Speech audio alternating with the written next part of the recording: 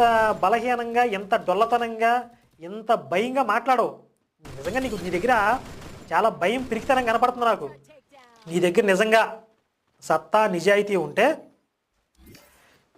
ఈ పుస్తకం కానీ, ఈ పుస్తకం కానీ 2 పుస్తకాల్లో నీ ఇష్టం వచ్చిన పుస్తకం సెలెక్ట్ చేసుకో. బైబిల్ అంతా అవసరం లేదు నాకు.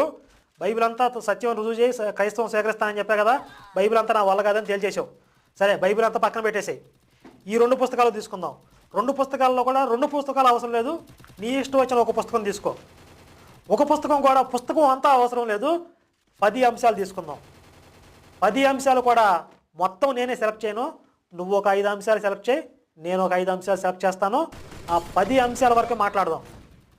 ఆ 10 అంశాలలో మెజారిటీ నువ్వు తప్పని రుజువు చేస్తే నేను ఓడిపోయినట్లు, మెజారిటీ నేను ఒప్పని రుజువు చేస్తే నువ్వు ఓడిపోయినట్లు. ఎందుకంటే ఒక్క అంశం తప్పని రుజువు చేసినా మొత్తం నువ్వు